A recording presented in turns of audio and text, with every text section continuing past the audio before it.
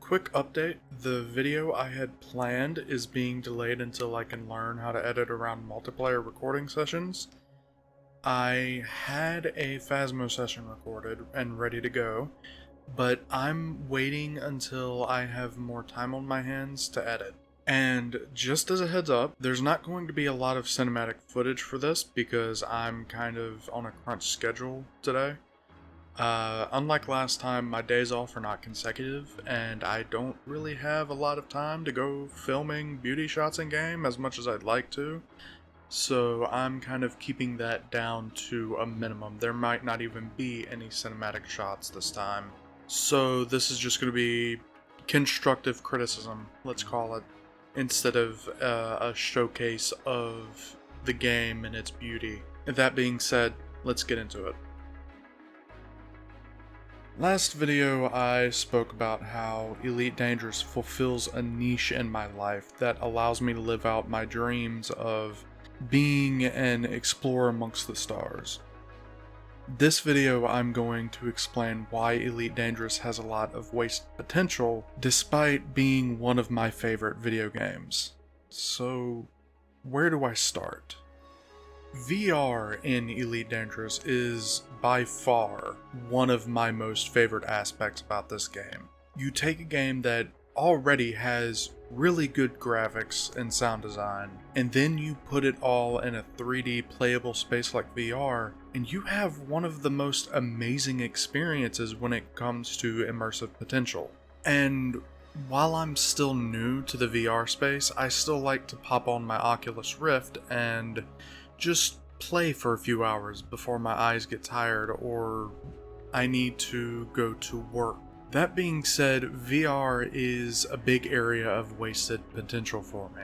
I don't know if Frontier has completely shut down VR development, but since Odyssey, performance hasn't quite been the same. For the most part, the game plays perfectly. I can hop on and play for a good hour or hour and a half, but on occasion, particularly around stations and carriers, performance will just drop. And if you don't have a VR headset, when performance drops in VR, it can get pretty nausea-inducing. Luckily, I'm sitting down so it doesn't hit that hard, but when your screen starts looking more like the surface of the ocean because the visuals are rippling and tearing all over the place, it makes you want to puke. I'm not sure if this is just Odyssey or if it's something with the game itself, but it's pretty frustrating. And it's equally frustrating how they handled integration with on-foot gameplay. It's literally just a big flat screen. That's it. You just step out of your vehicle and you start looking at a giant screen in front of you. Now, I understand that Frontier may not have had the resources to develop full motion controls in a VR environment, but I feel like there may have been a better way to merge the two rather than just put a big screen in a gray background. Maybe not, I'm not a developer, but it just sucks to see something that is so awesome in person just get watered down once you step out of your ship. Speaking of watered down, on-foot gameplay. That animation of my character standing up and then the screen going black? Yeah, that's not editing, unfortunately. From day one, Frontier promised on-foot gameplay and ship interiors, and when Odyssey launched, I was disappointed to learn that we would only be getting one of those. If I can be honest, there's nothing that even draws me to get out of my ship outside of maybe going down to a planetary surface to do scans of plants. Other than that, I really don't interact with that part of the game. There's an entire engineering system to the different suits that you can buy, and I don't even bother with it because it's just not that important. The only thing I really want out of it is the night vision, so I don't have to rely on my suit's light. But even then, I'm not outside of my SRV or my ship long enough to even need night vision. There are missions and conflict zones, and One day I would like to play through them, but there's no incentive to. There's a divide between in-ship gameplay and on-foot gameplay, and it shows. Now, it seems like Frontier has taken some steps to mend that divide. I've seen some people getting on-foot materials from in-ship missions, but that's about the extent that I've seen. I guess the only cool thing that Odyssey introduced is that there are now 2 ways to really engage with the game. As long as you stay in the bubble, you don't have to enter your own ship. You can just travel from system to system using Apex, and yeah, that's cool, I guess, but there should have been more to it than that. We've waited for Odyssey for years, and it's been about 2 years since launch, and it just seems like Frontier is focusing more on the Thargoid War side of it, and yeah, that's cool, but not everybody wants to go out and fight space bugs. There's a significant skill gap between fighting NPCs and fighting Thargoids, and while I actually really enjoy that as it adds depth to the gameplay and encourages you to get better to engage in it, I'm just not really interested in it. There's no incentives for me to go and engineer the ships that I have to fight Thargoids. Maybe if there was an in-game ship that you could unlock by killing Thargoids for their hearts and creating a Thargoid human ship, like we have with the Guardian fighters, but that doesn't exist. Again, there's just this massive divide between these parts of the game, and it's just so disappointing to see because from what I've seen, anti-Xeno combat is fun as hell. Now, we're about to get into the bigger issues that I have with the game, the bigger disappointments that I have. And one of those disappointments is just the absolute lack of content. I mean, there was a point in the game's history where we would get ships pretty frequently, and now the last ship that we have, I think, came in like 2018.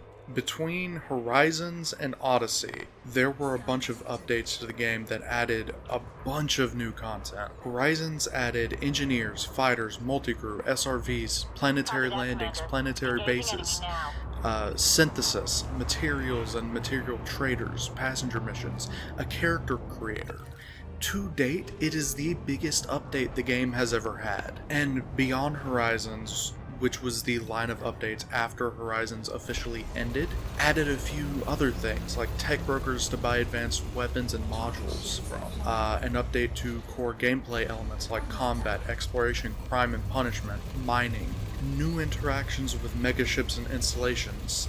There was an entire update dedicated to fixing the disgusting and just broken-ass RNG system that engineering had. And of course, then we also had fleet carriers, which are basically just mobile personal stations that you can buy and upkeep for like 5 million credits a week, which that's a whole thing in and of itself. I'm not even going to get into it in this video. There's plenty of people who have voiced their concerns with fleet carriers, and it's just so much at this point. Anyways, I kind of throw Beyond Horizons and Horizons into the same bucket because they were pretty much just bundled together. Beyond is just an unpaid set of updates that launched right before Odyssey. And what did Odyssey bring? Atmospheric landings, a new SRV for a total of 2 SRVs that we have now, on-foot gameplay with the related suits and weapons, a proper war with the Thargoids, some new Thargoid variants and their motherships, and yeah, that's about it. Horizons was launched in 2015 and lasted until 2018. That's 3 years. Odyssey launched in 2021 and it is now 2023, and we barely have any content to show for it.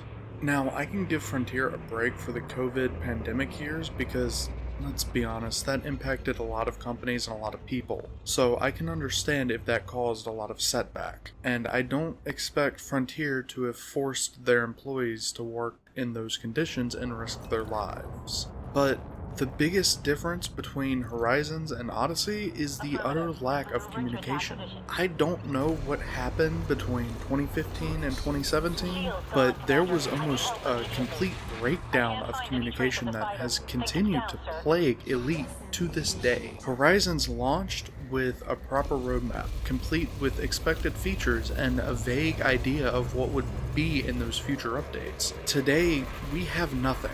This started at some point before Beyond, and for whatever reason, it's just continued. I remember there being a massive demand for Frontier to be more transparent, and at first they listened, but since then, it's just tapered off. Hell, Beyond was supposed to give us a planetary surface update to ice planets to make them look better, and that's just gone. No idea where it went. We haven't even heard a thing from Frontier since it was announced that it would be pushed back to a further date.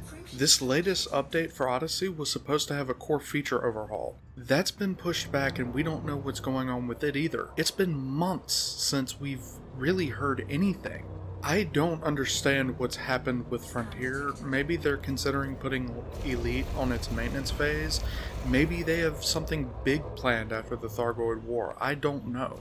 I really hope it's the latter, but knowing how things have been going, it's probably the former. And that kind of scares me because this game is something special to me. Something else that bugs me is how entire sections of the game have just been forgotten.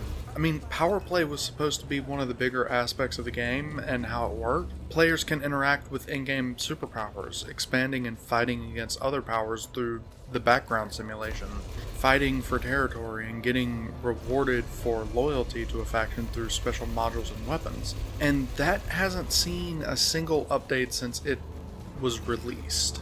The arena mode that was supposed to be the online matchmaking for the game, dead. No updates, no new maps, no new ships, nothing. And by the way, none of this is even touching on the story of the game, which up until recently was pretty much dead.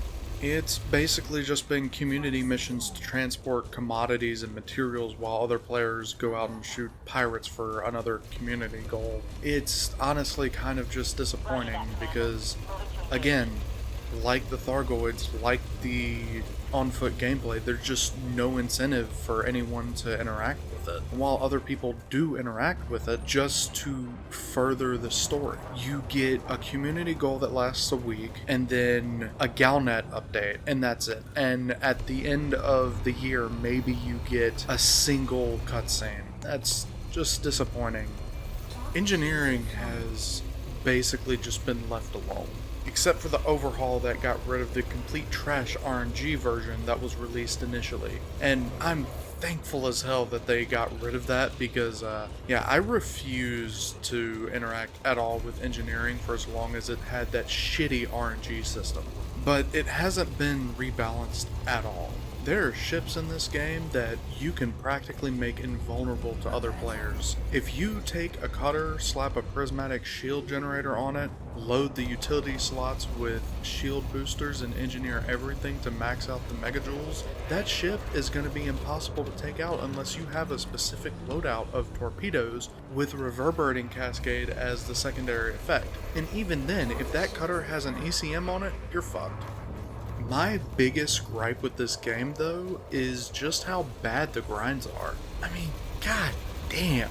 Frontier has confused grinding with gameplay, and I absolutely hate it. There have been times where I have wanted to set this game down for good and just forget about it, because I'd pick it up and start doing something only for me to realize that I'm just making this game into a job. Money, materials, ships, systems, faction rank engineers, it's all just a mind-numbing grind. I get it, MMOs have grinds, and Elite is an MMO, but I feel like there's something wrong when you have to spend a week just to unlock a particular ship, and then do it again when you want the ship of the other faction. There's actually, I think, around 6 ships that you have to grind for faction rank. The cutter and the corvette are among them. I had to spend weeks worth of grinding each, and then I had to do that twice because of Frontier's archaic account transfer system. Like, come on guys. Almost every cross-platform game has some form of account syncing between platforms, Frontier. I don't understand why you couldn't have implemented that before Odyssey launched and you killed console development. Now, I'm being harsh on grinding for a particular reason.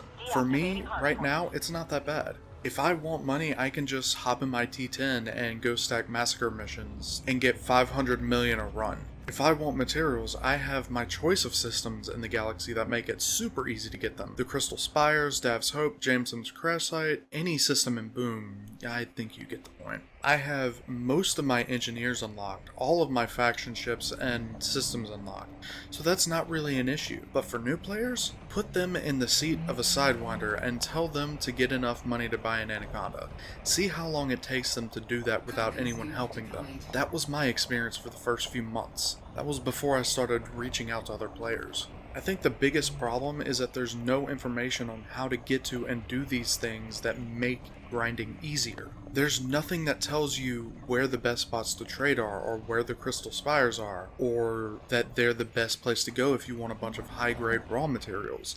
The game does nothing to convey important information. Sure, you can go to the galaxy map and filter through systems to find certain things, but there are millions, if not hundreds of millions of stars in the bubble alone. It's far easier just to go to Inara and search for the nearest system with your desired facilities, or the most profitable trade routes, or faction states. How hard would it be for Frontier to implement a search near systems function in the Gal map? I mean, if you could just click a button and then look at a list of things that you want and just click a checklist or something, how hard would that be to implement? The bottom line is, if I had just started the game today with a full-time job, I wouldn't have ever gotten into it like I have. I just don't have the time to spend hours grinding away for materials and money like I did when I picked it up for release on Xbox. But if I had gotten it after I'd gotten out of high school, I don't think it would be as much of a gym as it is for me today.